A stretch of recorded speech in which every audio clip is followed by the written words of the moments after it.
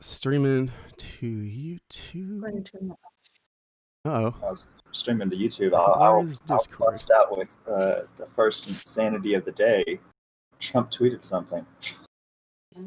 Wait. Is my Discord? You know, Discord was showing just a second ago, and now that I'm actually trying to stream, it's like invisible. Lord. Hang on. What am I doing? Just switching like manically between my my OBS scenes like that's gonna do anything. Good job. Right. I see. Yes, I've got it. All right, crisis averted. Boom. And we've been live, but I mean, now we are live and technically sound. And I'm going to call Craig into the room. Well, while you're doing that, Trump shared a news article from the Babylon Bee. Now recording. A satire newspaper. So about Trump shared an article from the Babylon Bee, a satire newspaper, you say? I am indeed saying, and he shared it thinking it is completely real about Twitter shutting down its site because of Biden. It does not make any sense. No, it doesn't. And what's even funnier is I went to that Twitter handle, and the next article down that they wrote was Governor Newsom orders all trees. He's like both online, but doesn't quite understand online, even though he's kind of good at it in some ways. Yeah, right. But the article right next to it, if he had even like looked at this Twitter account, he would have seen the next article was Governor Newsom orders all trees to wear masks to prevent spread of wildfires. Like, clearly satire. Clearly satire.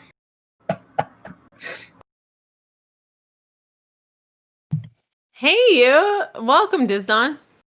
I'm glad you can make it.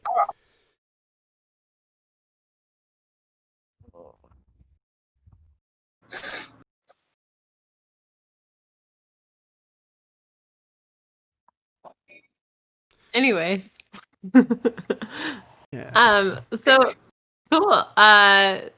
Shale, you didn't do the intro, did you? No, I got distracted by updating this text document. Anyway, welcome to the Yanggang Roundtable. It is 12:32 Friday, October 16th, 2020. I have both styles of Faye here, but only one in frame at the moment. Faye Koo and Faye Donnie.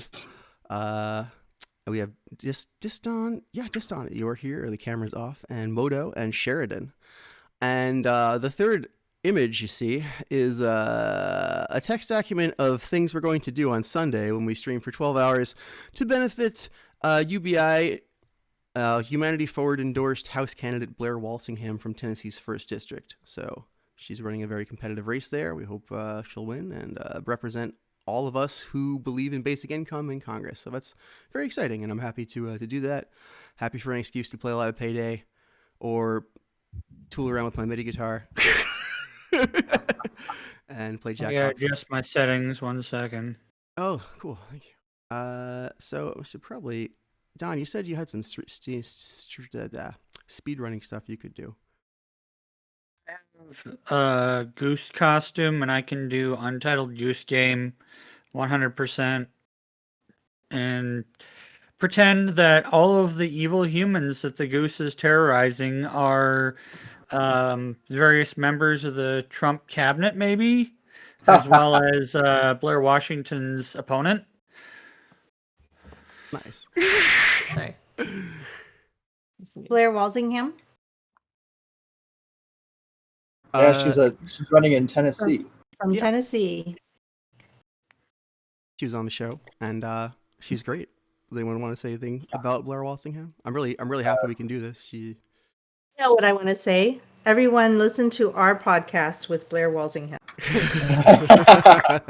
Yes, everyone go listen then to all you will know all podcasts. about her and how amazing she is. And then next you can listen to all of our episodes and know how amazing we are. Yeah. I just linked somebody asked in my Twitter. I was like, can you suggest me a good episode? And we linked like a dozen. Those next guys.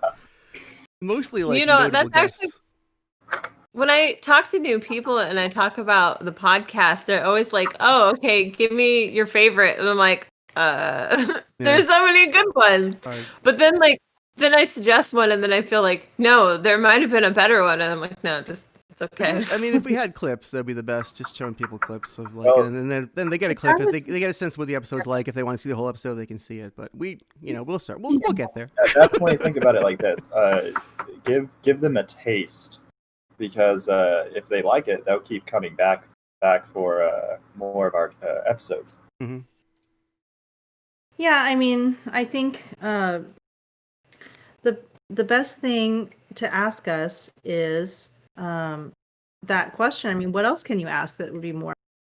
I think that's like the best question to get. The main thing is we don't know. It depends on how well you know the person, right? If you know that they're interested in a particular, like if they're interested in social justice, we have a lot more episodes on that are very focused on that. And then if they're more interested in, UBI, we have a lot of episodes that are focused on that. So it's like, which direction are they really? That's true. We should sort them. Just kidding. Well, we should. If anything, we need to get more right-leaning episodes, because would anyone like to be an underpaid intern at the show? We will train you. Right-leaning or Republican treatment. Put it on your school application. No. You're building your skill tree, right? For technology. Right leaning. I don't think we have a lot of those, considering most of the issues that we're here for are a lot more leftist in general, even though there is some cross pollination of. I think you might have forgotten when we had Dan from Montana on. Oh no, I don't forget Dan from Montana. I was actually thinking of him when I said that. We need more Dans. We need more viewpoints. Well, Rich is more right leaning. Yeah, Rich was on a couple, at least once. I don't know if he came Rio on more Publican than one. on, who does his own Yanggang podcast, or used to. And The Moving Forward podcast. Seems like for every right-leaning one that we have a 3 or 4 absolutely left. So we need to get my grandpa on. Man, that would be intense. Get your grandpa? I'm of two minds about it. One, I do want to get representation from all sides, but two, it is right-left is a false dichotomy, and I don't want to give the false dichotomy too much credence. So balancing out. That's a good point. The reason I haven't got my grandpa on is he literally just joined the cell phone trend with a flip phone, just like last year. Good for him. So he made it there. And that's my really grandma funny. understands streaming. My grandma understands video a lot better. She's the online social butterfly. My grandpa's like the in real world social butterfly, right? And so you would have to get them to collaborate with them. I know. She's in the same location. It would be so cute. They need to be on the show. Actually, we need more grandparents on this show. Yeah. We need a lot more. They're older. They are very involved in their community. They do so much community service. They are incredible. They used to go to different countries and build schools and churches and all sorts of stuff. But my grandpa's very Trump. Okay, so what's stopping you from inviting him on the show? You should invite him on. Let's have him on. I've tried. Don't get me wrong. Right, yeah. I could try again, but I'd have to really push it, and we'd have to we'll work on John first. I thought should I invite my mother on the show, because she's blue no matter who, and we can't really talk right now. Hey, invite Steve back. He'll us. make us all crazy. Well, maybe the rest of us will be able to ameliorate that and help you to start a conversation. Yeah, I've actually experienced family therapy she just doesn't on our want to hear it. podcast. She'll just cut me off and be like, "Oh, how can you say that? He's the worst," because she's an old Jewish woman, and any whiff, any suggestion of Nazism is maximal alarmism. So the rhetoric is extremely effective on my mother and her demographic. That's actually the only appropriate stance against fascism. So all through on Well, is November, it we appro- should do like yeah. pre-Thanksgiving family discussions. That would be that. So we don't have to have it all out on Thanksgiving. We could have and get it over with. Yeah, I mean, Sheridan, I hear what you're saying What about is Thanksgiving anymore? giving no quarter to fascists. I understand that position, but but also to say like what Trump is doing is already like Hitler style full on that kind of fascism is not true. So people acting like it is. Right. My mom is like not Hitler's my mom's fascism. like he's This Hitler. is He's not your Hitler. It's grandfather's like fascism. right. So. This is Literally absolutely Making attempts to get down that road, but he's far more similar to like Stalin than Hitler because and he's a closer to Stalin that doesn't Berlusconi have a from plan. Italy, actually. Like, He's- Sorry, what'd you say? I can't hear you, Moto. Was that? I'll turn you up a little bit in the mix. Here you go. I can hear you now. I just fixed it. He's probably closer to Silvio Berlusconi than like any other politician. And Silvio also got compared to fascists. I'm not familiar with this person. Yeah. It was mainly because he made weird alliances. He literally like approached Mussolini's daughter and was like, all right, he had to put together his own coalition.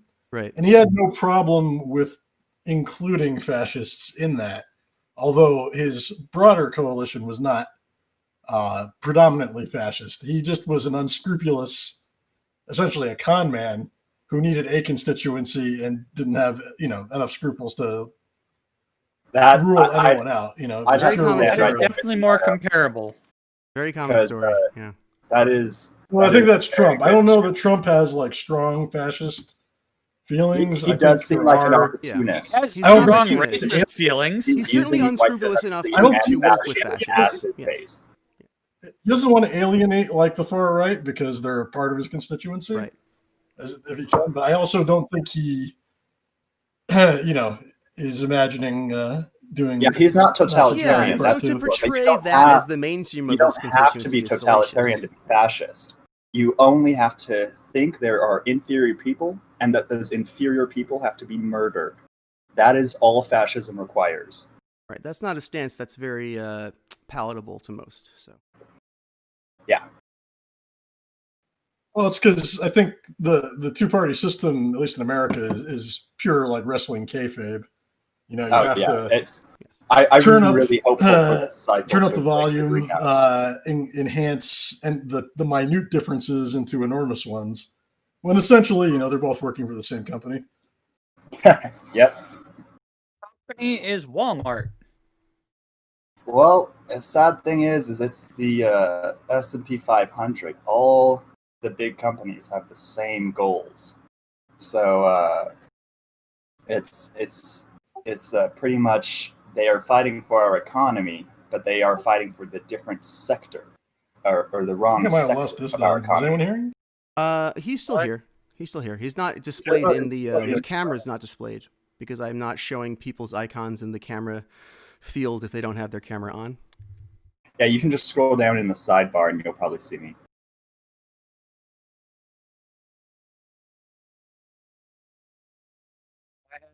Migraine reasons of not being on camera today.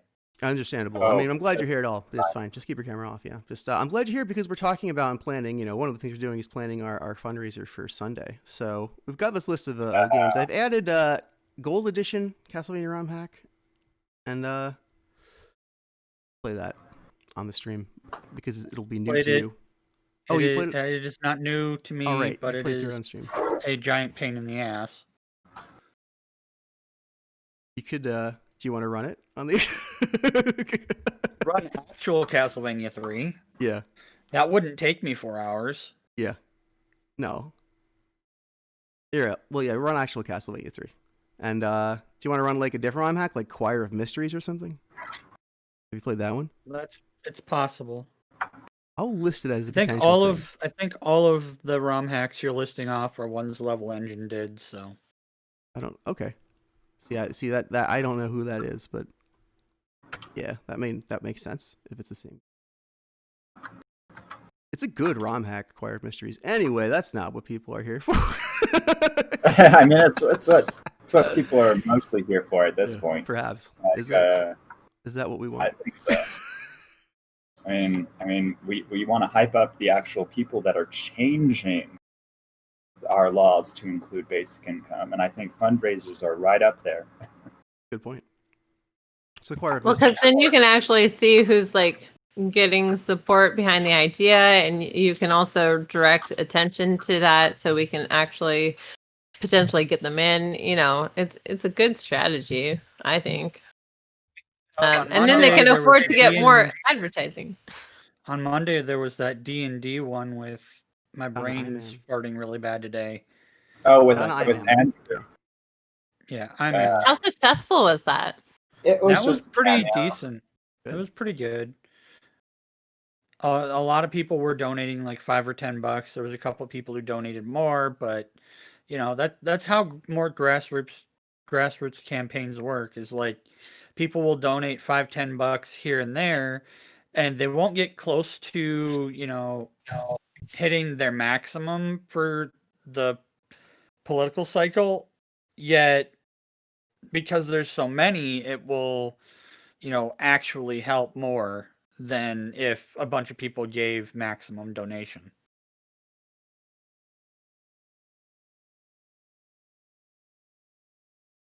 I've added Zelda 2 co-op to the list of potential games.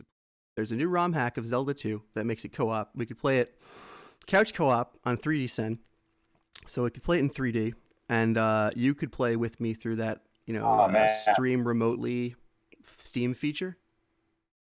Oh, nice. Oh yeah. Either one of you, or you guys could play and I could just watch. But we should try that because Zelda 2 it'll be fun to play with someone who's good. I don't know, Don. Are you good at Zelda 2? I presume you're good at every Not Nintendo very. game. Okay. Not very. Times since I played Zelda. I've watched people who are way better than me at it a lot, so maybe I have just through osmosis of my eyes gotten better at it. I don't know.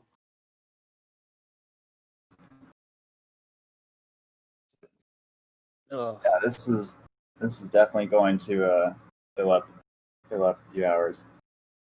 Yeah, we have at minimum it's going to be 10 hours. It can go a little bit longer if needed. I have permission from our tech dude to utilize our RTMP server, so that way if we're doing multiplayer games, we can have all three of our game screens captured at the same time. Oh, awesome. That'll be fantastic. Oh yeah, I'm willing to do it. Yeah, because unfortunately, my video editor nixed the idea of editing a 10-hour streamathon, so I'm not going to be recording this session. But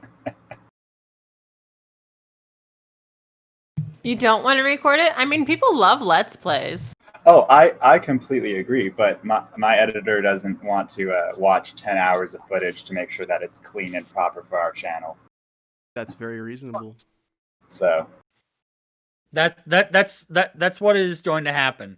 I'm going to swear, and everything is going to be demonetized. I'm sorry. Yep. Is that what happens if you swear? We can't swear?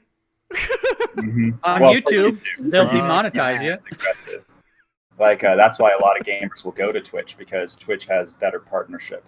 We're but not YouTube monetized has better anyway. exposure. And I'm using Patreon, so I'm not too concerned. Yeah. Demonetize away, you fucks. I have an emote for my channel, which is me dressed as Trevor Belmont with my glorious beard doing the Qbert swearing bubble. Oh, that's yeah, I've seen that. It is 100% me. Just fuck all the time. I'm fairly certain the Qbit language is just those symbols. Here's an interesting thought experiment. Have you ever considered the possibility that within our lifetimes, we'll do away with the need to censor words like shit and fuck, because who cares? Oh, 100%. I mean, right. Before that happened. Parents care. But soon the parents who care won't be alive. George Carlin has had to retool his 7 words before his death because a couple of them did get completely, made a lot less impactful. Like shit and tits had to be replaced because those two started not being censored and started being on, TV and It's so various arbitrary. shows. It's so arbitrary because we have other words to refer to the same it's concepts. all arbitrary. Other words that refer to the same concepts are not treated that way. So why these ones? Because people use them more thoughtfully. I mean, if I won't go around just saying scat all the time, and eventually it would probably get on somebody's nerves, but I don't know. It doesn't But, seem you like, know, as a doesn't seem like the biologist, place for government. to me. I argue such censorship is the same as gentrification. It's used because white people don't want to see the grotesque realities that we have to deal with. Yeah. It's an interesting way to put that. And that is no longer serving. So shit and fuck are no longer serving that purpose. So we could get them Sheridan, off it doesn't the list. apply. Shit and tits. Sheridan, it doesn't apply to you because you're green. So we were thinking that we could maybe get Sheridan to a Furry Sparkle selfie for people who donate high dollar amounts. Because no one knows what he looks like except for me. I guess I know, but You know? in my mind, face day tonight. Oh, right. That's right. yeah. Yeah, I got some I even hogwash. helped sing his Loving that girlfriend's place. I don't mind that you're a disembodied intellect, Sheridan. That's fine. But it is kind of fun to objectify you now that we're on the topic. I matter. But yeah, if you donate $420, Sheridan will privately send you a picture. Blair Wallace. You heard it here first, guys. And if you donate $4,200, he will publicly. Yep, I completely agree to those dollar amounts. Though the 4,200 is actually going to have to be done with 3 friends because Act Blue has a individual donation cap of 1,200. So that's the extra challenge there. You have to really want to. I like you're adding it to the.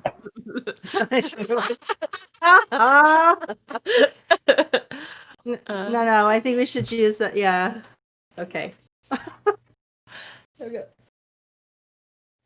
Zephyr's snack today, the delicious lychee flavored coconut jelly. And I'll post on whatever platform people want, Instagram or Twitter. Oh, that stuff's great.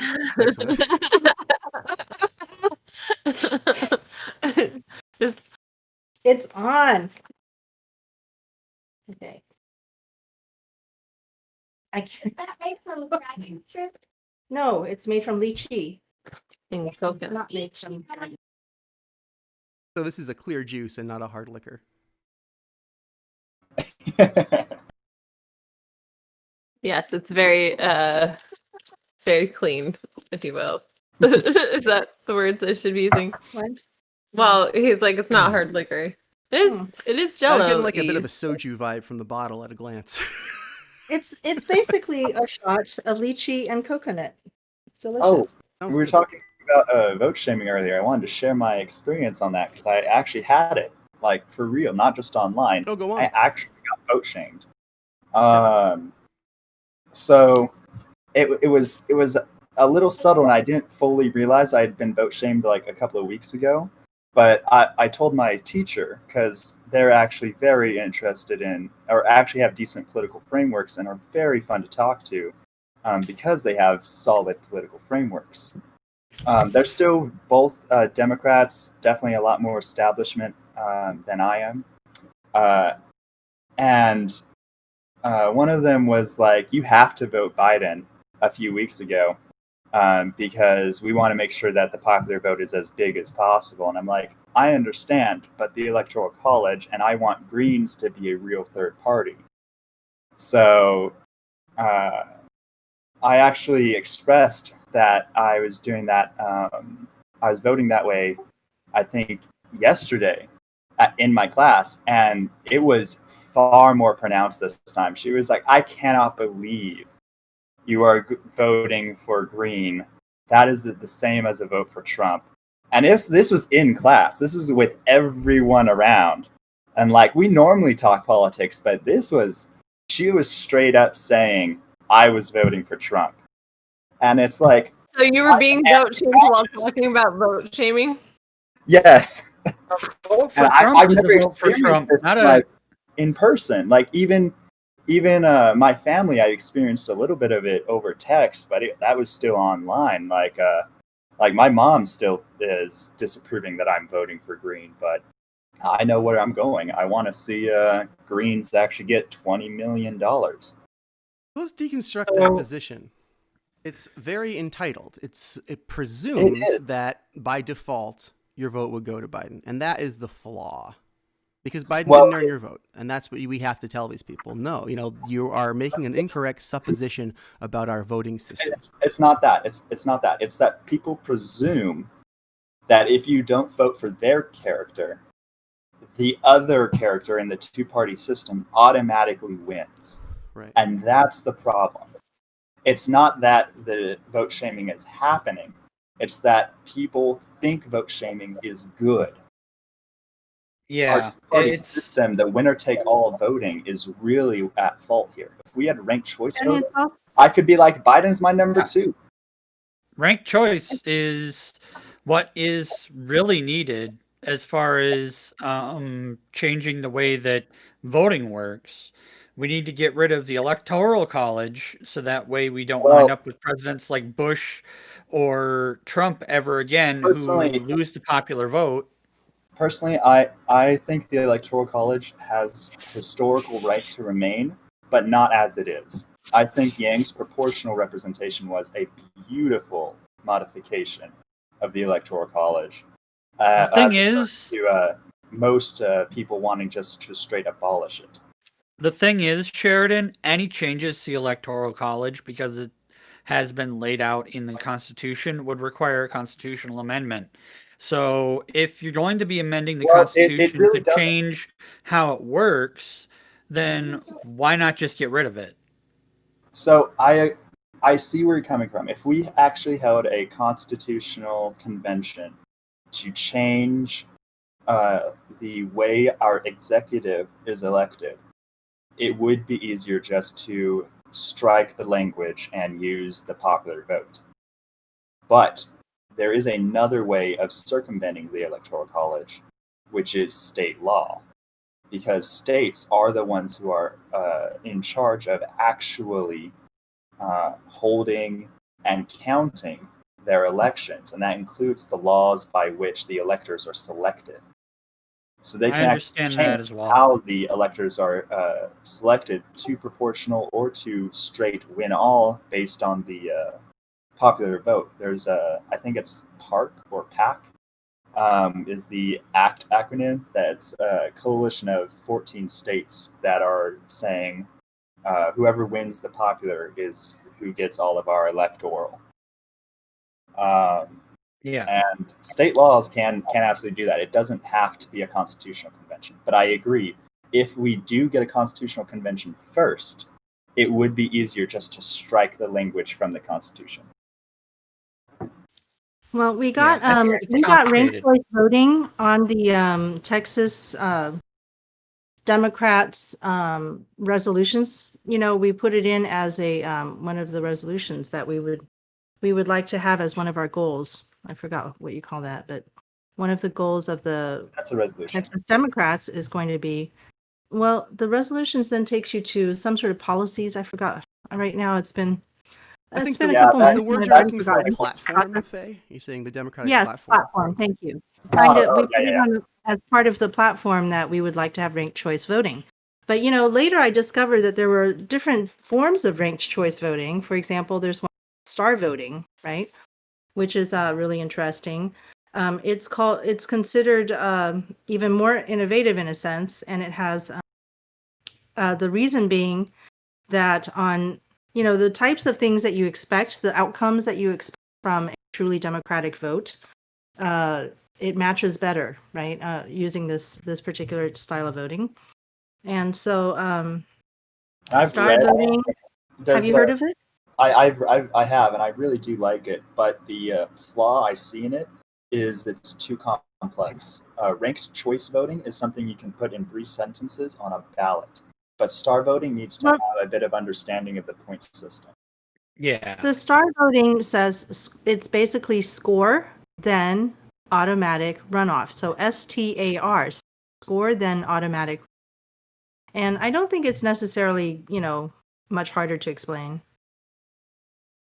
Well, ranked choice voting also requires an explanation. So It does require an explanation, but that explanation is on how it functions. When you are trying to vote and on a ballot, when you are reading your instructions, it just says order your preference from 1 to 3. That's very easy. yeah, but then, sure. How about this? Their explanation is ballots are counted in a two-step process. First, you score, okay, and the two highest scoring candidates, and your vote goes to the finalist. If you're cutting out, what are Your the two vote- highest scoring? You can move closer to the mic, please. What do the two highest scoring candidates do? And what's it called? Star voting? Yeah, that part cut out too. Okay, so it says ballots are counted in a two-step process. In the scoring, the two highest scoring candidates become finalists, and they advance to an automatic runoff where your vote goes to the finalists that you prefer. So, And this is called star voting? it's star voting, yeah. That sounds good. I mean, So it sounds score- intuitive, and yeah, it makes sense to me. Then automatic runoff. And the reason is the scores 5 to each candidate, no matter how many candidates there. And then whoever gets the highest score out of with all of the people, right? And you can actually, you can just give everybody 5, but you can also give, like, say, give some people 1s or 2s or 3s or 4s. And so as many different preferences as you have, but some of them might not be. Like, the thing about ranked choice voting is, but you can't say, well, I only have one first choice, for example. So in this case, you get a chance to say, well, I'm going to give everybody, Andrew Yang is by 5, and maybe I have, only 2 other tiers of choices, but I really don't care which one wins after that. You see what I mean? And so that allows you to have more tiers, and then You then would at the see end, yeah, go ahead. on the ballot, you would see the candidate's name, and then just either a box for the number or a bubbled line of 1 to 5 for this, probably, right? I'm trying to think of how it would be on a ballot. Okay, so the bubbles would be from 0 to 5, and I'll go ahead and just 0 to 5, link that's this to, and you can give them a 0 if you give anything. But you can have like 5 different levels of choices, and you can have multiple people occupy this level of choice for you. And so, and then it's very simple because you don't have to do a second vote or anything, just automatic. Just checks, which one came higher of the two final candidates. And the main reason that they, You keep cutting out. You have to move right in front of your mic. Okay, I am right in front of my mic. Then you have a noise. You have So- a software noise gate somewhere in your yell. chain that keeps cutting you out. I don't know where it is in Discord settings, but we'll figure it out someday. All right. Well, anyway, I'm going to make a bullet here. Star voting, so you can also check it out yourself, and you can use the online tools to actually run a ranked choice or a star ranked choice, and see how it works. So we can practice and decisions that you're making, in everyday life for other things when you have multiple people. That sounds great. I would love it if we could do Yeah, that. It's just like it's we did do accessible a star and vote for something, and it is good to use. I just think that the communication to politicians is going to get tripped up rather than ranked choice voting, which is it's 1 through 3, and you choose who's your order. So I still think it's a little too complex for legislatures to pass it easily. But I do like it more than just flat ranked choice. I But think anything you're that probably gets right, yeah. majority over plurality is going to change our democracy. Star voting is But, intuitively more accurate as a representation of a person's wants because it allows you to create a custom number of tiers. Like Faye. It's to me it's very obvious and simple, but I think you're right. Just because it's just a little bit even more progressive than ranked choice voting, something a bit we haven't. That might be the right radical, word. Yeah. And it's like it's just newer, and we can't do anything unless it's very old. So the interesting thing, okay, so here are some of the things that they say this particular voting system meets, right? Because the thing is, we have expectations. We believe that democracy will work a certain way, and then we're disappointed when it doesn't, right? So honesty is the best strategy, for example. Strategic voting is not incentivized by this particular method. It's highly accurate no matter how many candidates or parties are in the race. No parties, candidates, or voters are excluded. Doesn't give anyone an unfair advantage. Every voter has an equally weighted vote. It combats the influence of money in politics. And even if your favorite can't win, your vote helps prevent your worst case scenario, right? Like in this case, even if you don't vote for Biden, you could still put him second, right? Can be locally tabulated using the current process. Fully constitutional in Oregon and around the country. It's a nationally viable proposal, and it fights polarization, which is exactly the situation we're talking about with this whole, vote shaming thing, where if you're not voting for me, then you're doing a vote against me, which is just logically not true. It's a logical fallacy. Let me take Texas's Democratic platform for an example. Are they going to use Star as their style, or are they just doing ranked choice as their style? So we actually added ranked choice voting because the Humanity Forward people here, right, we're just following Andrew Yang, who knows about ranked choice voting. That's what he talked about. But the reason I talk about STAR is because, this is the time to talk about it before you actually settle down on another system that then people complain about, right? If we're going to go for the best, why not go for the best? So I want more people to be able to hear about it. Yeah. But you can't be Nancy Pelosi and let perfect be the enemy of the good. Yeah, no. Yeah, ranked choice voting, I'm for it, right? But I would be even more for something that seems to be that matches my expectations better. And I don't think that it's actually very difficult to explain. I agree. I don't think it is that difficult to explain, but like Shale hit it on the head. I think it's a little too progressive for even for AOC in the establishment to enjoy. I think ranked choice voting is the most that they could. Hold on. Now, you talk about something complicated. That would be the Iowa caucuses. Remember when we were incredibly... I agree. I agree. How the heck are they doing this? Is not that complex, and we've done worse. But and then they said, well, and then you flip the coin, and then you're like, oh, and then the coin just lands, No, and the guy flips it like 15 times, and you're like, wait, when do you stop him from flipping it? No, sure. But what do you mean when you say you think it's too progressive? Because I think they're arguably along the same. There's similar lifts, I think. I agree. They are almost identical, and Star is, I agree, better. But the point of our voting change is to change the rule set. If we change the rule set from plurality winners to majority winners, that changes our democracy. And if we make it majority to a little bit better majority, that doesn't really change our democracy. That's the point, is we need to get out of this fascist death loop, which gave us Trump. I don't think that we can always get rid of fascism by changing the voting system necessarily. I think because the fascism is. We have to be able to recognize what wanton murder is like. Otherwise, we are not worthy of being firstborn. Yeah, okay. So, the main problem with fascism is it's a human need to understand politics and things that are very complex by just saying, okay, who do I trust?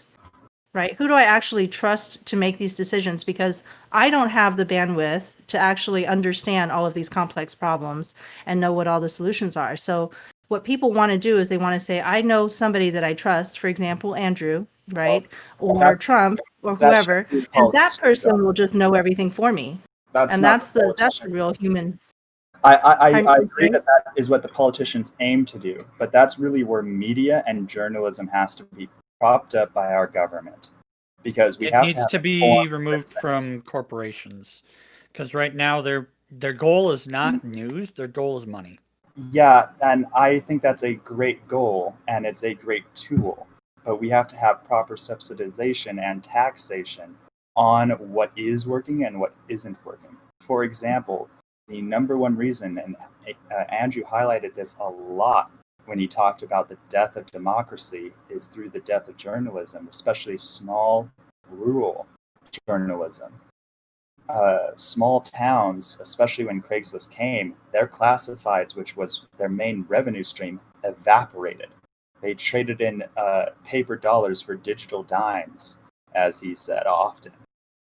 And that's really where the nexus of this need for a community in rural places really started and allowed for this incredible far-right wing to arise. And I've actually seen some of this more recently, like Epoch Times is a very, very right-wing publication on par with Breitbart. And I got mailed a actual newspaper of theirs, and I know that they're a digital paper. So they are actually trying to make their very close to propaganda news freely available. And other more left-leaning newspapers are trying to be profitable. And that's the wrong game, especially when it's a culture war, essentially, a war of ideas. So we need the government to step in and actually provide subsidies to small local journalism that is actually educated and will provide a local service, rather than just allow these hyper-partisan companies to try and steer our democracy, essentially. I think that So means going quite a back bit to coming the, from you, because you generally do support the profit motive. You are general balanced kind of capitalist. Oh, I am, and I'm mostly against right. subsidies. So when you say I this does not work in this case, that carries a little more weight from you, I think, because you're going against your general theme. So this is pretty significant, So cut you off, I wanted to go back. It's okay. I wanted to go back to the idea of breaking fascism. And I find that the root of fascism is that people just don't have the ability to comprehend this many complex topics. And so they just want to find somebody they believe they will trust and have that person make all the decisions for them. And, that's not the core of fascism. That's just political ineptitude. And that is very rampant, and it's actually accounted for in mass society when you're talking about democracy. There is going to be... Okay, but what I'm saying is I actually have a solution for this, okay?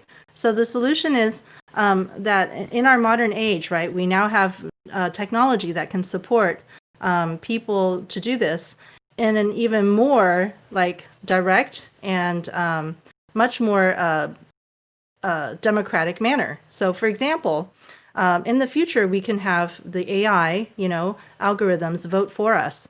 And we can have algorithms that say, okay, I will follow Andrew Yang, not just on Twitter, but I will vote the way that Andrew Yang suggests that I vote. So how Andrew Yang says I should vote on these policies, I'm going to trust him to do the voting for me. Okay. That is a very interesting proposal, but I think that gets in even worse hot water when you're talking about private companies controlling our democracy, because uninformed voters are bad, yes, but having manipulated voters is worse. And no matter how you slice it, a company providing an AI algorithm to select someone else's votes for them is selecting their votes for the voter. That is a private company choosing. But already do that pretty much. That's already happening, right? I really understand. And that's really the difference that we have to get between sociological and technological solutions. But my technological solution is not complete, okay, without the fact of not only that, but our political representatives no longer need to actually do the votes for us, Okay, so we don't have to elect somebody who represents an entire state, okay, and is going to represent them for the vote on every single issue that comes up, because there's no way for anybody to do that. Everybody in the state can elect their own algorithm and actually vote on every single issue directly. Constitutional convention. And not only that, that person can change their preference at any time. Supposing all of a sudden Andrew gets canceled and we decide that, no, we don't really trust him on these types of issues. So I'm going to now change my algorithm to somebody else. I don't have to wait 4 years for a new representative to be elected. I can change it instantaneously, and tomorrow I'm voting differently, right? I love technological solutions when they are appropriate. This is a political democracy that needs a sociological solution. You can't just pawn it off to a robot, because if we do, we might as well just have a constitutional convention and fire every politician in lieu of a robot politic. But we have pawned it off on a robot. The robot is Nancy Pelosi, or the robot is whoever we elected 4 years ago or 6 years ago. That can die. That's the difference. Those are people. So we're just waiting. So the young people are just waiting for them to die. I'd rather not do that. I've been doing. Just change my vote to anything else, right? And it would be more difficult, in my opinion, for us to reach a constitutional convention where we implement a fully liquid democracy, where every single person in America votes on every single law in America. Yes, that's what I think we need to happen. And so the representatives, their whole job will be to discuss and come up with different policies for us to vote on, rather than actually doing the vote for us. Because we could do that ourselves now. But that is not how our system is set up to be even processed right now. We could get there, absolutely. It would require a complete rewrite of our Constitution, though. I think we kind of need that. It's not working, guys. Also, like the fact that I know it's not working. But like waiting 4 years and 6 years to vote somebody out after they promise us things which they never vote for, right? They never actually do the things that they say, because how do we affect that in the next 6 years? 100%. Me too. This would be better, but that is not where we are.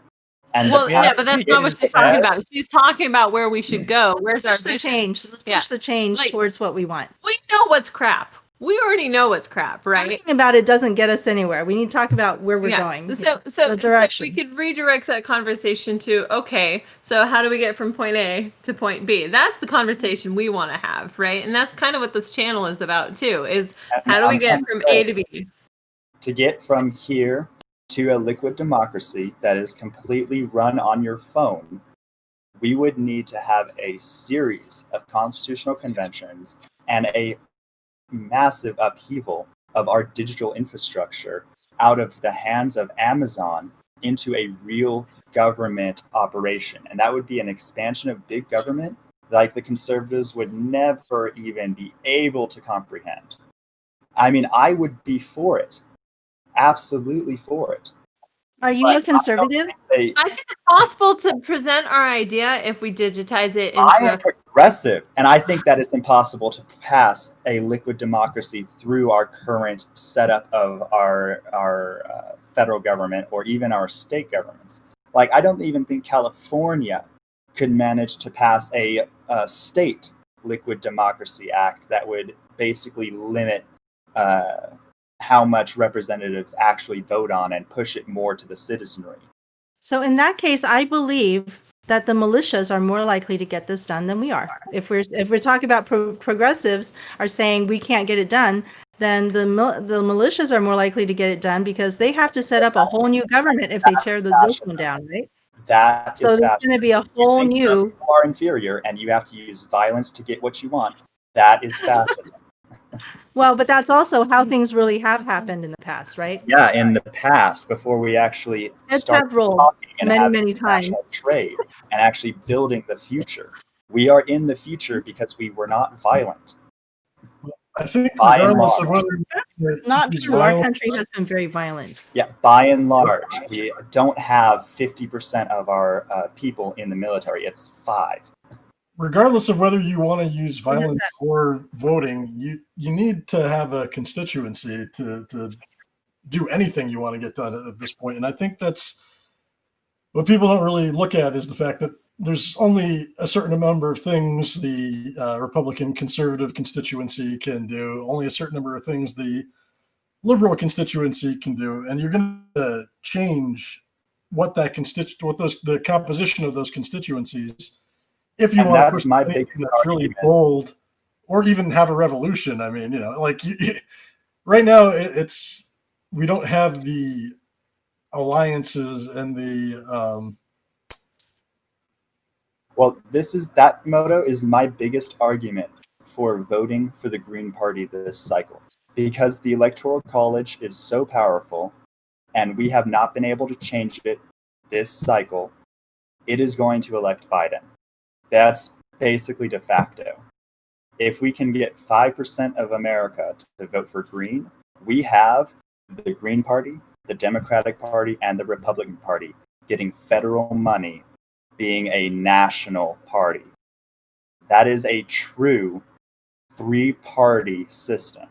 And we will be able to actually push Democrats to crush the Republicans out of the political scape and provide a new two-party system that actually progresses our Overton window. Wait, you just said to go back to a two-party system? Wait a minute. Yes, yes. I am the one to We're say going our three current just to go back system- to two. Our Let me current hear that system right. in the next decade will probably provide a two-party system again if the Greens win this cycle. But the difference is the Republicans will be crushed and they will not be in the national landscape. It will be the Democrats who will become the new Republicans and the Greens who will continue to strive leftward because they are the Green Party. So I think in the abstract, you have the right idea, although keep in mind, I've been hearing that the Greens can be the breakout party for, 25 years, probably longer. I understand. The difference between the 25 years ago and now is the two-party system is remarkably weak. I don't know if it The is. two-party system has been brought I down. want to believe that, Sheridan, but I also look how easily people can be cowed into Watch voting the two against. town halls that happened last night, which was supposed to be a presidential debate, and tell me that the two parties are capable of producing results. Remember, So the problem, the solution that Biden gave for preventing, cops killing people was for them to shoot them in the leg. so, Sheridan, I think that Ross Perot is the only party that could have been a viable party so far in all of the elections we've ever had. yeah, he So- actually Than had Ross the best Perot. performance of any third party in memory. So, but I think Exactly. the problem is, We've never had one that went to 5%, and it seems to be very limiting. Andrew Yang got stuck around 5% also. Yeah. He So did. He did. the but thing is, once you say we can have a third or fourth party, right? Then all the people who want that third party don't agree which third party they want. They don't all agree on let's green. look at the math real quick. A lot of Let's look at the math real libertarianism. quick. So Please. so I mean, like the problem though too is like Oh, no. we don't have a way to really deal with. People need to be able to not vote for Democrats before that's even an issue. Right now, I mean, even the way we're talking about Trump being a fascist, that is rhetoric designed to make you think that you are literally going to, be in a situation of Nazi-esque genocide if you don't vote for Biden. And how are you gonna get a third party in those with that kind of rhetoric being espoused even by people who should probably know better? So but we can't. We need, I think, almost a way to counter the media and the propaganda influence before we can even get the votes. I mean, it's a huge knot to untangle. I agree, Moto, but let's look at the math just for a tick. So during the Democratic primary, there was 20 plus candidates. Getting 5% would mean being better than every single one of those 20 to every American to get 5% of 100. Which basically is making every other candidate go below 5% in some way. So Sheridan, I don't disagree with you that it would be great to have that third I party, think and I don't even think that. Than Ross Perot in this cycle. Okay. I don't want to. I'm not here to vote shame anybody, and I think that getting a third party to become viable is a great goal. But I just don't think that will break the fascism issues. I don't think that's going to fix it because the real problem is people in their hearts want to just have somebody else make decisions for them because nobody has the ability to understand that many issues that are on the ballot. So in order to have that liquid, you were talking about the liquid democracy, you're going to have to follow other people and trust other people to help you make decisions.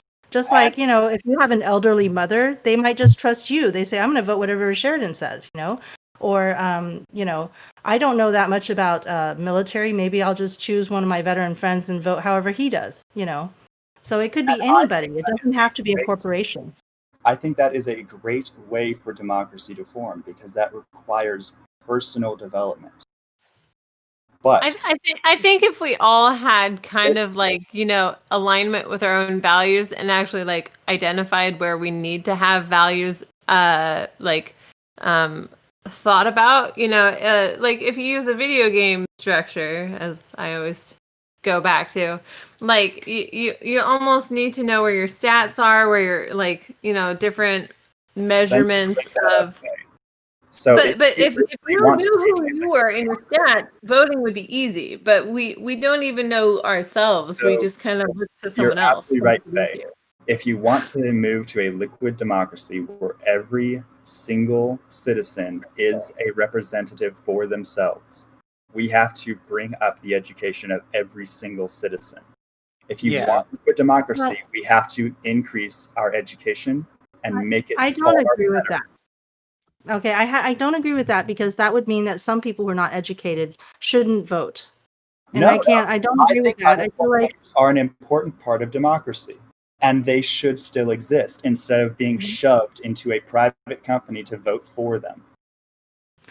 Well, it doesn't have to be a company. I'm just saying you can trust your son. You can trust your veteran friend to make decisions for you on military matters. You can trust. Just talking to people is a norm of democracy. That's the sociological solution. Yes. So that's actually, I think it's also very honest because that's really how most people make decisions, right? I mean, most people talk to their friends or whatever, and they go, okay, well, Sheila's been saying a lot of this, and I really think he's, saying the right thing, so I'm going to do what he said. That's really a very honest way to represent how humans actually make decisions anyway. Yeah, for most of my life, growing up, before I was an adult, I just would completely take all of my political cues from Moto, so... I don't think there was that. So we could have a Motobot that just. I don't know, maybe not. Maybe I was a little more. No, I mean you would have been an adult by the time I was politically. Yeah. You were definitely like my primary political influence coming up, though. So I mean, this is a great practical example of what we're talking about. I would just, from a position of ignorance and faith, say I don't understand the issues. I have faith in Moto. I'm going to double his vote, and through doing this, I'll become involved and gradually, naturally learn what's going on. And I did.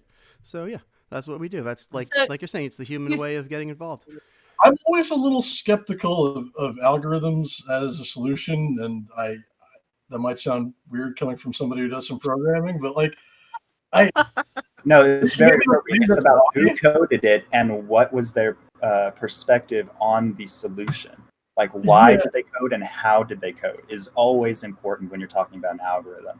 Yeah, there's still a human, like, at the beginning of it. And even so, like,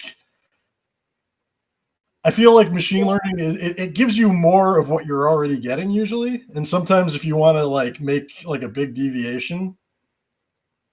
Yeah, the way I like to tell people what machine learning... What if AI knows what's better for us than we do? That gets into like really dystopian areas. I mean, it can. It definitely can. We have what is his name again? The robots will one day take over and kill us all. No, I think they would know that we're part of the ecosystem and that we do belong here. You realize how I think part of the ecosystem, right? You do realize how a robot would see us as part of the ecosystem. Yes, that's what I think too. They would see us as a wildly overpopulating fungus. Well, and we would have to be called to an appropriate level.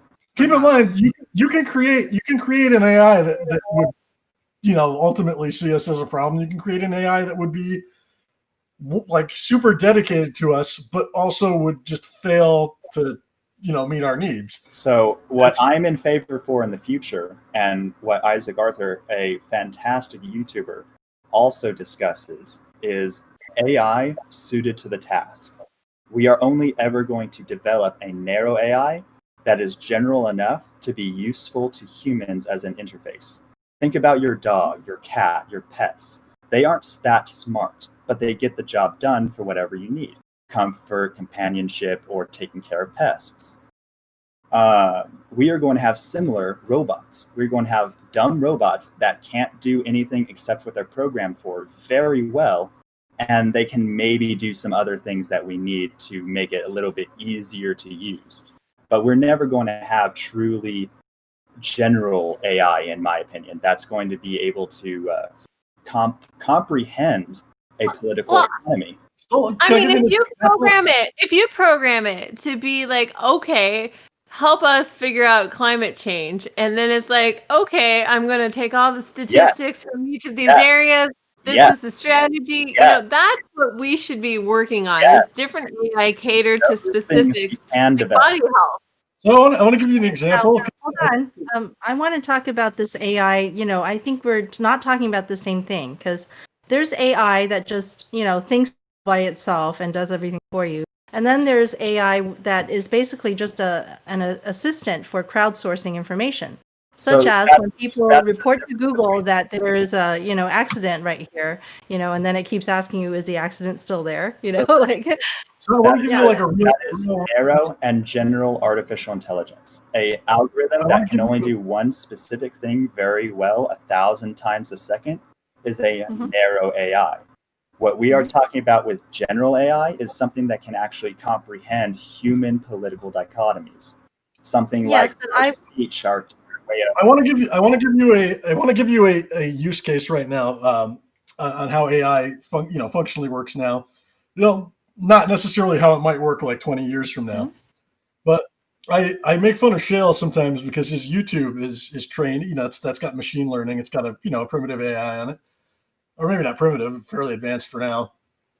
But it feeds him pretty much endlessly either like politics, retro video games, and like primates, and those are all things he's interested in. Yep. But there's a lot of times where he's just like, man, I just end up watching the same. It keeps feeding me the same things, and I want to try something different. You burn out. I just want something new, and YouTube's like, how about the same old shit? And eventually, I acquiesce. I'm like, all right, you damn robot, it's easy. And that's the thing, because the way, and this is a very broad strokes, the way machine learning works is it's kind of a probability machine where you're it's figuring out what you like, and it's narrowing it down over time. So this is why I was saying climate change is a perfect use case for our current level of AI, because it can actually determine how much of our carbon budget we need to capture, how much we need to allocate, and how much it needs to be taxed off companies to try and curb our carbon emissions and maintain our balance, because our atmosphere is quadrillions of tons of atoms. The only way to comprehend our atmosphere is on a statistical probability spread. So that is a perfect use for machine learning and AI. But what I thought we got here by talking about politics and how to vote and how to create a liquid democracy. And my idea of the AI is simply to say, I'm going to follow another person, which is a crowdsourcing mechanism. It's not the AI determining who I am and what I'm going to vote. I'm just going to say, I believe that this person I trust more is going to make a good vote on this. Of course, you can take it back. You can make your own vote, right? At any time, you can also not vote. You say, well, I don't trust anybody on this. I'm just not going to participate in this vote. You could still have a no-show, right? So, it's different than I think what Moto's and you are talking about, where the AI actually knows things about you and tries to predict things that you might want to do. I think that is at a very limited version right now. I mean, I could tie together this with something with what Chris was saying about the inherent what he sees as kind of a cap on current AI. I think that cap's going to be lifted pretty easily. There's an implementable solution, which is to simply have the AI start grading the value of the attention it's getting from me rather than seeing it as a binary. It could sometimes ask, Are you enthusiastically watching this video or begrudgingly? You know, something like that. So, even if it doesn't directly ask it, we'll have some way of starting to infer or make data about that. And once we start to conquer that hurdle, then AI will, there's no reason that'll be a sticking point anymore, I think. The problem isn't if we can do it. The problem, like always, should we do it? Should we allow AI to vote for either uninformed or non-voting citizens? Should we allow YouTube to take control of your laptop camera? Should we allow YouTube to take control of your camera to look at your face to see if the videos it's showing you are good or not? Those are the questions we need to ask. It's not a we decision. That is a decision that should be taken individually. If I say I want someone else to vote for me, I could do that right now. I don't need AI to do it for me. I agree. I could just ask Andrew, what would you vote? And Andrew would tell me, and I would say, okay, I'm just going to do what he said. Right? I can read about somebody's vote and say, I trust that person. I'm going to do that. So it's just allowing me to do what I already do a little bit faster and more easily, right? I just follow somebody. I don't even have to tell me. There's a lot of this is happening already. The amazing thing about the free market is you can do that. But you should really ask, why hasn't anyone done it? Oh, I believe it's happening. So Yuval Harari, I believe many of you may have heard of him because he's a very famous sort of technology philosopher. And he has said that the reason he has really started thinking about all these things was that some of these algorithms picked up on some characteristics of his that he hadn't realized that, himself. So it kind of, I believe it maybe outed him before he really realized what he was feeling. That is a very different perspective. Having a AI company provide you with a political framework to help educate you in what politics even is, so you can understand what you like in politics and what you don't like in politics, that is absolutely fantastic use case for AI and narrow algorithms. But to allow a company to vote in lieu of a voter, that is a completely different perspective. And at that point, we should just have a well-educated populace who can vote for themselves. Wait a minute. I don't think that has been on the table, that somebody else would vote for you without your permission.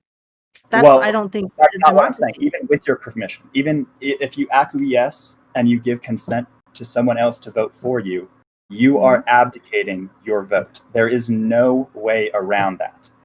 I don't agree with that, because that's why we have representative democracy. That's the whole point of it.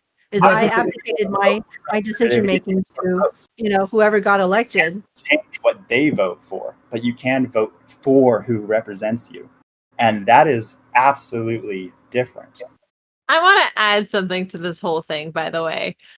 When on the campaign trail, I heard many people talk about different types of manipulative techniques in order to get people to vote, right? If we yang somebody, we have to get the forms of manipulation, which other politicians are doing anyway, too, right? But the techniques they were using was very catered to, like, figure out what they like, right? And so it was like this bonding thing that they're trying to do as well. But like, political phone calls are by and large blocked by our phone companies now because they are made by AI, a robot calling. If they were really blocking robot calls, I would stop getting them. I'm getting way too many. But my thing is, when you actually do this type of voting, right? It's not like somebody's voting for you without your knowledge. You had to give permission, and you can take it back at any time. Whereas if I vote once every 6 years for my senator, right, and then I don't even get the one that I voted for, that is a much stronger disconnect from my actual feelings and how I would like to actually vote on things. But even if I voted for you 4 years ago, and now you're not doing what you said, you didn't promise to take care of this thing, and then you go off and do the exact opposite. That happens a lot with politicians. They can say whatever they want, get your vote, then they don't actually do what they say. Now, in the liquid democracy, you could just take it away from them. Say, I'm not going to vote the way that, I'm not going to vote with you anymore. I'm going to vote with somebody else. So. Yeah, and I think that would be a great a great niche for companies to fill to provide more political education. But we are not in that liquid democracy framework, unfortunately. We just aren't. The Again, most we A can to do B, is A to work. B, A to B, A to B, A to B. It's all right. I agree. I say we should absolutely build those companies that will provide more political education and give people a political framework to work with. And we should also urge governments to increase our education so that people are more encouraged to stay in schools and go into higher education, which is We need generally to where cater. politics are.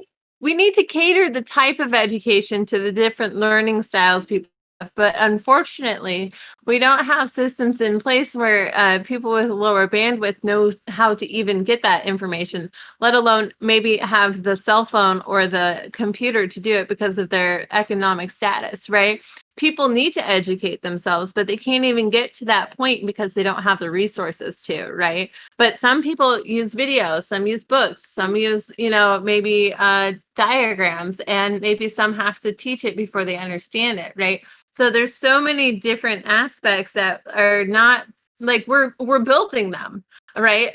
They exist even, but like finding them and putting it in one place so somebody can get that proper education, because like the first 18 years of your life, you got this tutorial that doesn't work, right? And then you got this culture shock, and then you got to start anew, and it was just like, why do we have this thing that doesn't work? We need a better tutorial, right? But we already know that. We already know we need a better tutorial. But the fact is, we don't have it catered to the different learning styles. I'm expecting Ariel to suddenly drop out of the sky at any moment. Talking about Education. Why I haven't actually gone there yet, because I'm like, he's going to show up any minute now and do that for me. And if he shows I'll up, wait for him to he's drop looking at in. the screen. That I mean, also is He why he does comes. that Yeah. sometimes. Everything perfectly Hi, Ariel. working We know you're listening. I'm just kidding. Just had brush everything it working faster perfectly and get in well. here. My spidey sense is tingling. Sorry. So, I Yeah, was saying, It's I a was saying lofty goal to educate everyone. I don't think anybody would disagree with more education is always better for everyone. But I don't think that people are all going to see. A lot of people feel that college is bad because it changes you into this other person, right? The college, that sort of liberal education makes you into a liberal, as people think. well, So you want to Around respect my people who don't parts where have I'm the living same right now, education. that's rural, they think that college will make you into a and that's communist or the something. problem of journalism. Maybe even change your sexuality. That's the rule failing of journalism that Angie Yang talked about. Because when you go to college, you go to a main city center, you talk with millions of people, and you understand general political concepts that you just will not get in the rural countryside, because the rural countryside has different political aims. The rural But there's a countryside little bit of a superiority in that sense, right? I mean, when you should do live in the big city and you go to these education centers, right? You do meet a lot of people, but they're also leaning in a certain direction where they do not know what it's like to be in the countryside. And they never go out to the countryside to go see what it's like there. They don't know what the rural area is like. They don't know what living that way is like. And so that's the great divide. Well, because if you have people from the country, they know how to hunt If we and had camp. better journalism, people would actually know the issues of the city. People would actually know the issues of the rural countryside. People would understand that there are different political desires in both of these landscapes. And we don't understand that. That's the real problem. As someone who grew up in a very small town, K through 8, 63 students for perspective, small town, right? Like what their needs were nothing like when I entered the city. So like it was a culture shock to enter the city and experience what that life was like. It was busier, there was more resources, there was more people, there was more connection, there was more temptation even into like coping mechanisms, but there's different forms of that probably happening in the country, right? It still exists, but it was a whole different thing that I didn't anticipate, right? And all my education, like there was a core that kind of worked for me, but like I had to go through so much trauma to even understand what the city needs. Because in my little sheltered mind, I thought the world was great. Fun fact, it's not. I thought people were honest. Oh, people lie. Okay, so like these, are things that I was sheltered from. But I was also like, I grew up in a very religious household, and so like I was isolated from a lot of the problems in the world, which might have done me better in the long run. I don't know. So when I hear the two of you talking, right, I hear a bias in both voices. I hear the bias from the city feeling that people in the country just don't know stuff, that they're not very intelligent. But I think that Faye is just as intelligent, even though she was born in the countryside or whatever and had, a smaller town. Not at all. But what I mean, and when I hear Faye talking, she just said that, people were more honest in the small towns than in the big cities, which may or may not really be true. It's just that if you took the same people and put them in the big city, they probably act the same way that big city people do. And so there's sort of these biases we have because this is the environment you grew up in and you train on that. And that is a deep empathy exercise that you can't teach. You have to actually literally pick people up and move them somewhere else, Well, you can't really do that when you have millions of people divided. But what you can do, and we should do, is the government can pay people to talk about their life. We can pay people to actually become self-journalists and talk about the rural countryside, talk about the big city, and make sure everyone actually knows the different political desires of these landscapes, because the land really does form the culture. But then it doesn't make people actually want to vote for the other people. People are going to vote in their self-interest. And that's just how that works. But we still have to balance the fact that we have minorities that have very important interests, and we still have to respect them and help, so that's the problem with democracy. It's like the majority can't always win. The majority wins. There's going to be a lot of people who are oppressed or, never have their needs met. No, right? I say that's the real problem with our current democracy is the minority majority. The fact The minority majority? Oh. that Republicans have far, far fewer constituents and yet have so much power in the Senate that they are crushing our democracy before our eyes through a false judicial review. That is danger to democracy, is the minority majority. The majority crushing a minority is simply power dynamics, and you have to actually talk about what will break those power dynamics, like basic income and capitalism, or democracy dollars when you're talking about money in politics. So I watched this video, Money as Debt, recently, and it kept me up at night. That's what happened. I could not sleep because my brain was just like, whoa.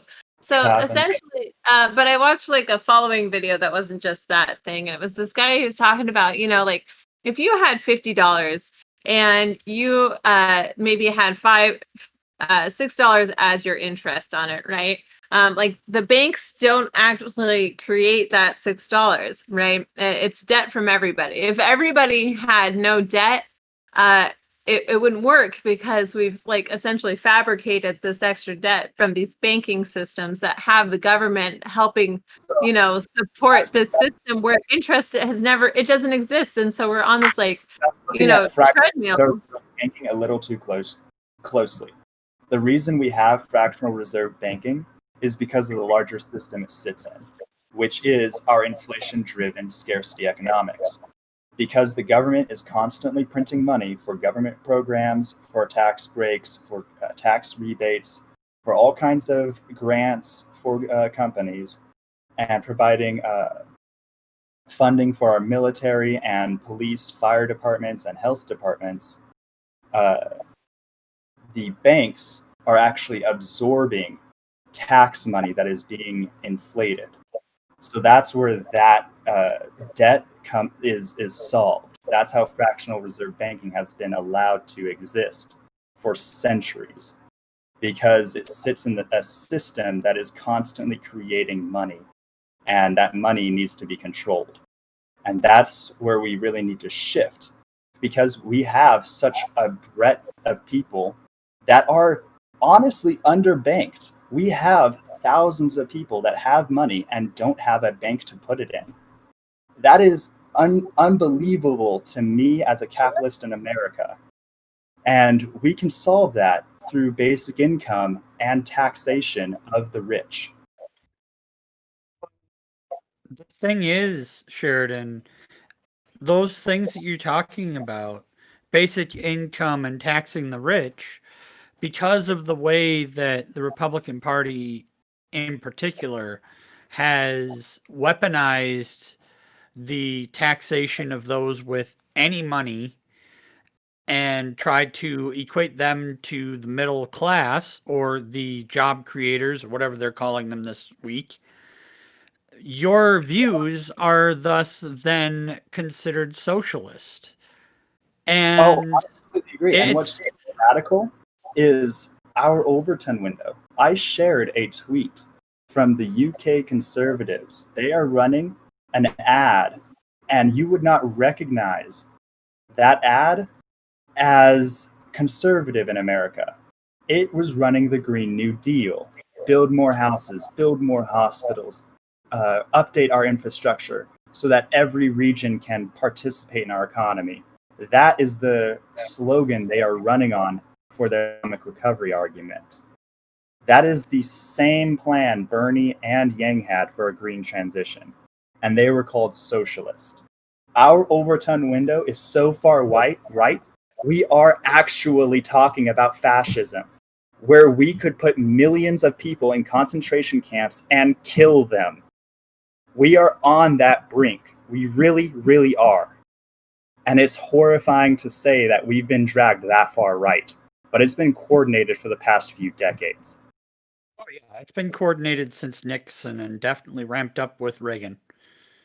And it's all about money, because if you make class warfare in such a way that anyone who's not in the top 5% or top 1% or whichever one you want to say is the real problem, the millionaires and billionaires, if it becomes where they own all the means of production, if they own all the media, if they are 80 to 90% of all of your representatives in government, then they are going to continually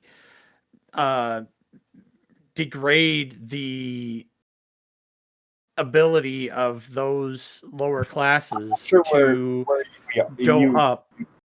Are, Don, but in 2020, we are there. Billionaires are battling each other like serfs or like dukes and duchesses in the medieval age, where Jeff Bezos is controlling the Washington Post and making snide remarks about the administration, and the Fox News is controlled by a whole conglomerate of right wing, and they are making attacks against Whole Foods and Amazon and all these other things for not paying taxes, which is so absurd from them. Fighting each other over who gets to be the real rulers out of these little sections of... And that's what capitalism was made for. Capitalism was a fight against monarchy. From its inception, it envisioned where everyone fought each other to the point that no one became a king. And we had government step in with the neoliberal ideology and say, no, let's make some kingmakers. It'll give us stability. Oh, that's not the way it's supposed to be. No, it's not. Medium cap businesses should be the largest thing we see, but we don't. The thing is, like this. I happen to like capitalism with Chinese characteristics. It's funny. They happen to like Marxism. They still insist that they are actually on the route to communism, which is interesting. But I think for America and capitalism, I'm a socialist, so I'm obviously going to disagree with you on the fundamentals. Although, obviously, I'd rather see. Hey, I completely understand, and that's the beautiful. I want Star Trek, motherfucker! Give us our Star Trek. Although I would say I'd rather see like a social democratic capitalism than. But I think the problem is that I think capitalism by its nature is always going to kind of bring you back to something like this. And it's not even because like capitalism's evil or whatever. It's just that's just the way it works.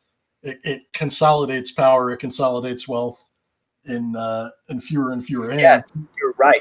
That is laissez-faire capitalism, and we had a huge crisis called the Great Depression because of it. And we came together and said we have to have regulations that control capitalism so that we don't get such crushing disasters from single companies mismanaging a small thing. It sounds more like laissez-unfair capitalism, if you ask me. Well, that would be laissez-faire. But you guys, Thank you. Taiwan has the most capitalist. It's much more capitalist than we are here. It's an economy that's filled with tiny companies, which are often composed of just one person. Everybody has a business. That's so beautiful. Everybody has a like they live above their business, right? And the way that the country is built, it's built on all these small businesses, very unlike Korea or Japan, where very large corporations dominate the market, right? And so, yeah. So wonderful, because it's like, if you just live, I mean, on like the 10th floor, and then you go down to the first floor, and that's where your business is. And it's just like, here we go, man. That just sounds. I mean, that's the thing that I love, because when I lived in the suburbs, I hated it so much because I was so, far away from everything. And but now even in the city, but damn, if I lived in like a complex, and like down there was like a whole bunch of businesses, and one of them was mine, that would be so nice and community oriented and friendly. I remember when I went to Japan, I went to a hostel on like the 19th floor, and on the first floor it was just like all of these shops and all of these people, and I'm like, hey, that's nice. No commute, no pain in my neck, just like get what I want, go back to the 19th floor. In Japan's case, they do that for a different reason. They do that because of space consolidation. They are a tiny island with almost like 5 million people, I think. They have to really get cozy. So I know, everything is connected. But they're and in New York, I think they do that too. But there's something about that space consolidation and that coziness that's really convenient. That's Ariel, why I I want to don't give like you a term LA. you're going to like. Mixed use zoning is what you're talking about. People Yeah, like it's mixed wonderful. use zoning, and I am in favor of it. You know, the biggest thing is in here in LA is all these stupid, like, finding a parking space and then remembering how much money you put in the meter or how much more time do you have, and like getting stuck in traffic. It's like, Cars take up a screw stupid that. It's stupid, Yeah, cars are remarkably inefficient in a urban environment. We really need to invest in public transit and charge a lot more in auto taxes. With that, because I've always lived in a more rural area, except for when I was in college. So I've always lived in a place where, no, you can't have public transportation because it's not feasible. When most people, like I said, in an have to urban work environment, 5-10 miles away from their house, it's not very feasible when that 5-10 miles is, down country county roads that, yeah, they're paved, but you get a snowstorm and they're like the last fucking roads to get plowed. So you got 4, 5, 6 foot drifts. No goddamn bus is getting you through that. Yeah, I mean, you have to consider how like spread out and rural our population is too. I don't think you can get rid of cars. Then you I'm not saying get rid of cars. I'm very in love of electric cars. I'm a capitalist. I would love to get some. You Tesla. see what this does when we make everybody like have to buy cars. It automatically cripples the poorest people, because then when you need to have a car, you need to have insurance. You need to pay for like gas and worry about getting a parking ticket and all that stuff. So people with already less bandwidth, some are gonna have less, because it's like, hey, without a car, I can't survive. But therefore, a car is expensive, requires a lot of Here's the real terrible. sad truth, Ariel, is that if you don't live next to a metro or you don't own a car, you could literally earn a third to 50% less because you are not able to move about the city and meet with your customers or employers. Right. It just automatically penalizes people. It's bad. It's terrible. And this is what I hate. Like, we kept saying like freedom, freedom this, freedom that. But if you can't get in a car to talk to someone, or if you can't get on a train, where the hell is your freedom? Who cares? You can say something. Who are you going to say it to? Who are you going to meet to spread your idea? Income is so critical in America today. If we had basic income tomorrow, our crime would drop to, I think, 3% nationwide. People would actually increase home ownership.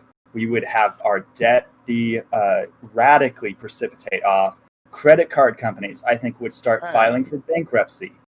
Right. Yeah. That's what I think. It's they might not file for bankruptcy right away, but you would definitely see a lot more people paying off their credit cards and then only using them when like absolutely necessary. And by that, I mean, if you're traveling outside of the country, you're going to use a credit card because they're protected against fraud. And they're also a means where, you know, you can almost instantly translate it into whatever currency you're dealing with around the world. So that's going to be the new use of credit cards. Right. And like money is it freedom. Should be the proper use of credit cards. Because if money is speech, then money can drown people out. And not only that, but it's like, hang on a second. If you don't have the right amount of money to get to the person who needs to hear your message, you might as well be talking to a wall. Sure, you can go to some like middle of nowhere field in Kansas where there's nobody for miles and miles around you and say whatever the hell you want. Who cares? Nobody's listening. You know, so what does it matter? So stupid. So in my small town, we had a bus that finally started, and it would only happen 3 times a day, right? If you missed it, you had to wait like several hours for the next one, right? But it was the first like connector that allowed small town to get towards the city, right?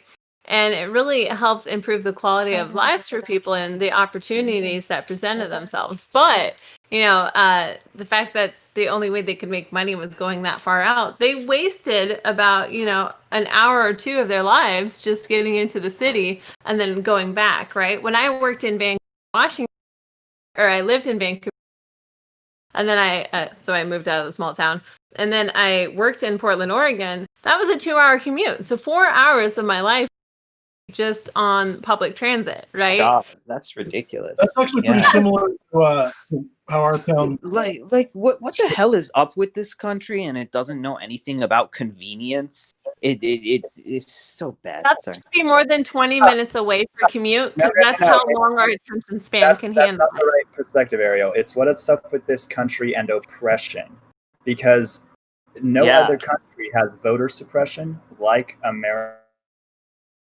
That is because we, by and large, make people have to pay for a driver's license or they can't vote.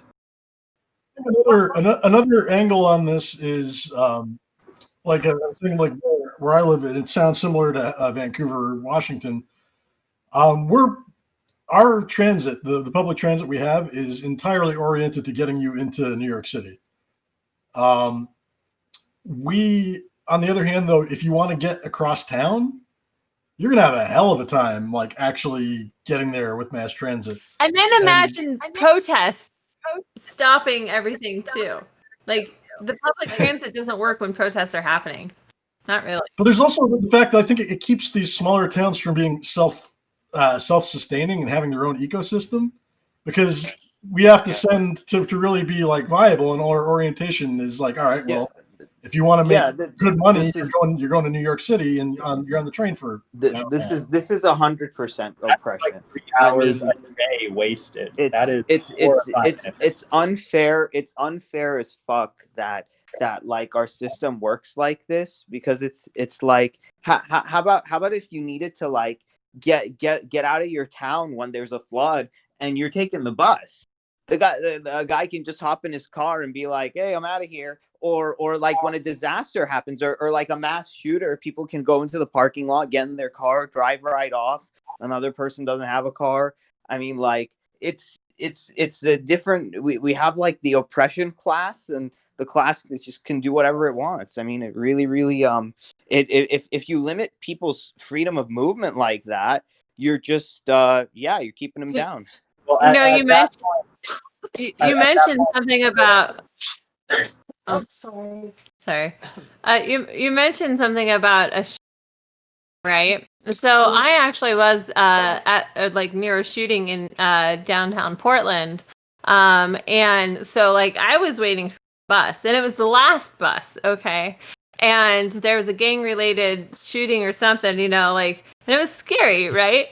And if this bus didn't just happen to show up right after it happened, like, I would have been stuck in that situation, right? I couldn't have gotten out of there. I mean, I had a school with me at the time, but, like, it was scary, And then, like, then I have to deal with the, like, but I couldn't stay to, like, help report what I saw either, because I needed that last bus out of there. Like, these are things people don't even think about. Right. Yeah. And I didn't have money to get on a taxi either, So the design of our problem cities. really is not having the money. Like, basic income should provide people their freedom of movement. Well, there's that, and also the design. It's that of our time. Mhm. I know that it's only been like an hour and a half for you guys, but I need to go so that I can eat and stuff. So Thank you for coming on. I think we should try to stick to our schedule if we can, because we need to do this when our guests come too, and really keep things tight. So I would like. True, I'm true. personally also going to take off. So Okay. So Really how good about we give our discussion. handles then? let's do our sign off. Yeah, Disson, do you want to sign off first? And also remember to put your credit in the live stream chat if you get a I chance. already put the credit in. Nice. I'm Dizdon. You can find me on Twitter at DizdonPlays, DISDONNPLAYS. I'm also on Twitch and YouTube as Dizdon Plays, and I'm going to be one of the people who's going to be helping Shale and Sheridan on Sunday with our little fundraiser for Blair. You're going to be the Wells one doing most of the camp. work.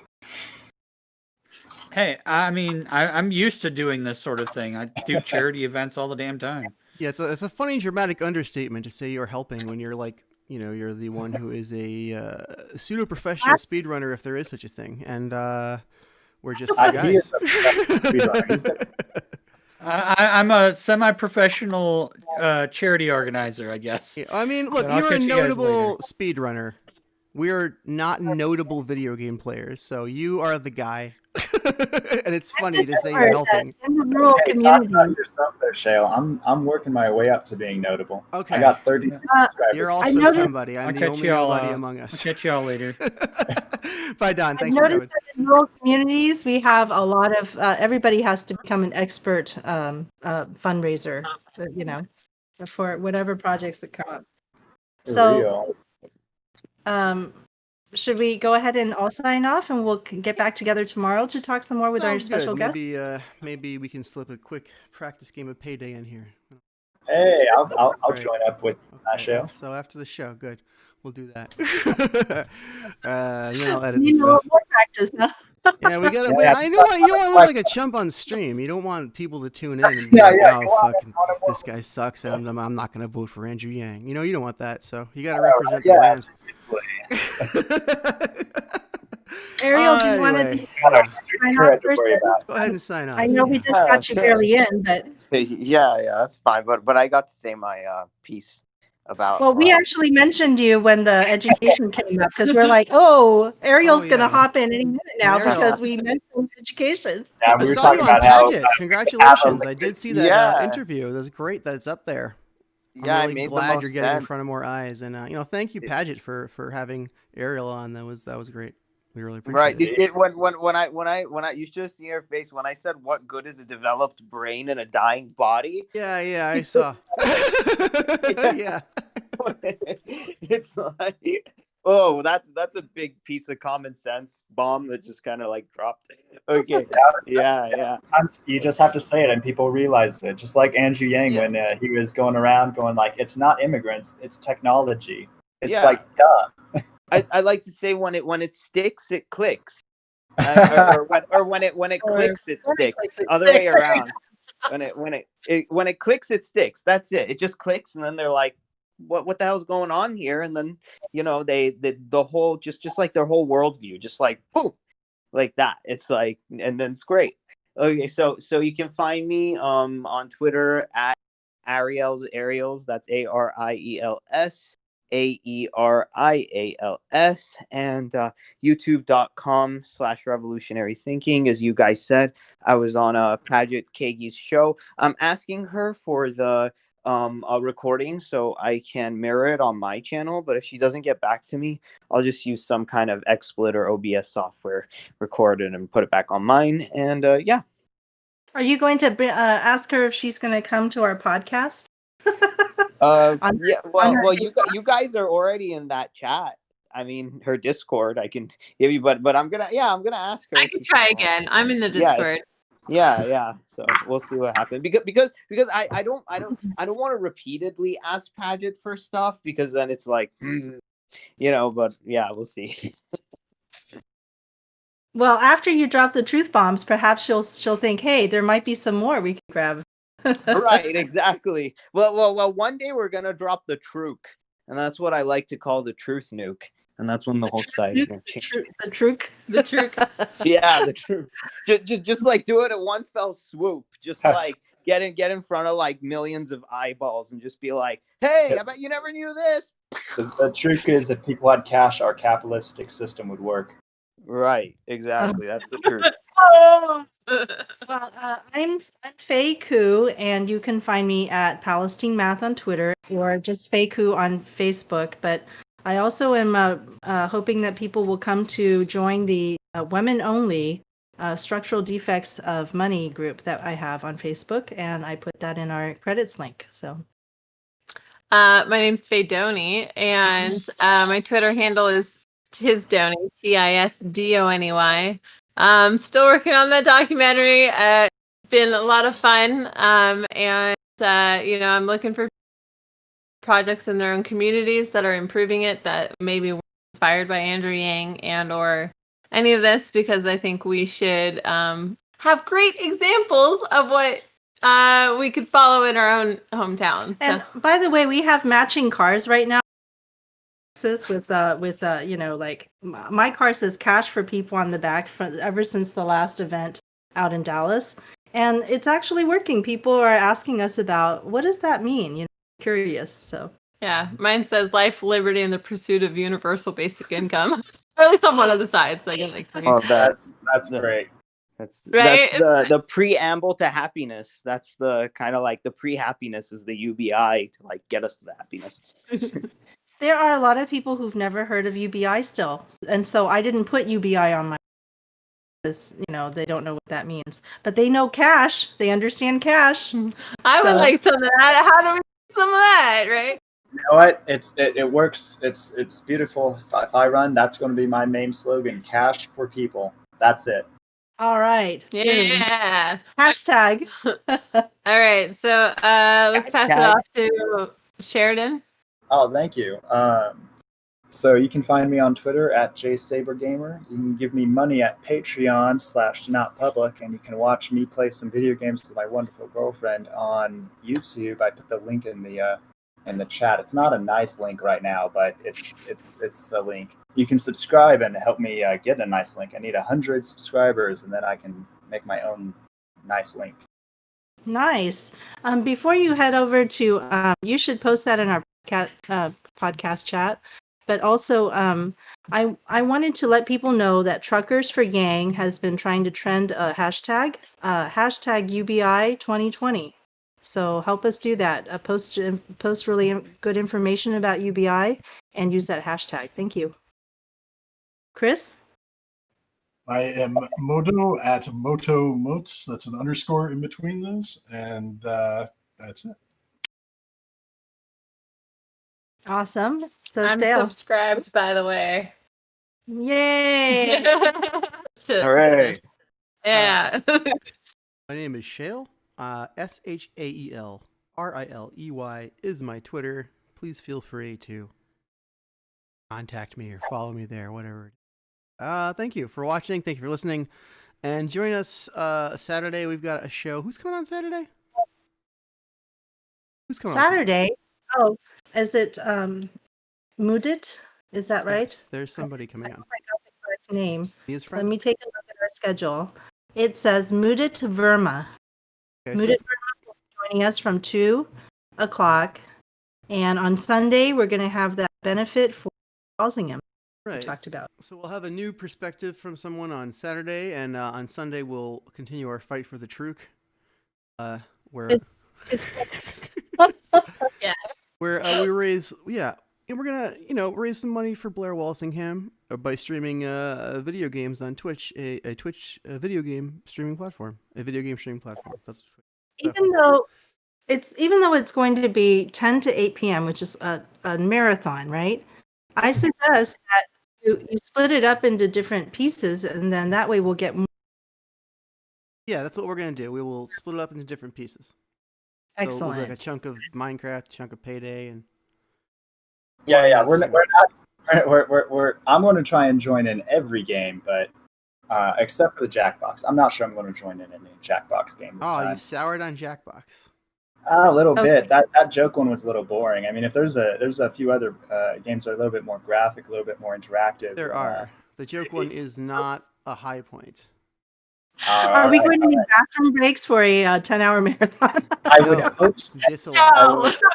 I mean, Not if we aren't, I'll get my piss bottle. I think we should do a special promo of consisting of just the bathroom break graphics. Yes. Like elevator There's music. one thing I never do. I never bring my phone into the bathroom, no matter what. That is like my private place. I will never have a phone in my bathroom. That's right. You are a rare breed. You must have like the Indeed. cleanest Like I would be bored to death. So where do you take your dick pics? Yes, we are. People still do that. that never happens. Good night, everybody. Inappropriate, Shale. Inappropriate. Stopping the stream. That's it. Yeah. Inappropriate. Have a good day, everyone. Wash your Are we done? Yeah. No, I'm sorry. Is there anything else to cover? Is there more to cover? No, I Yeah. hit Alright. the. Already. We stopped streaming on our end. Cool. Craig can leave. Bye, I'm just Craig. telling him Craig. now. He's no longer Love you. needed. Bye, Craig. Now stopped recording. He's done. Bye, YouTube.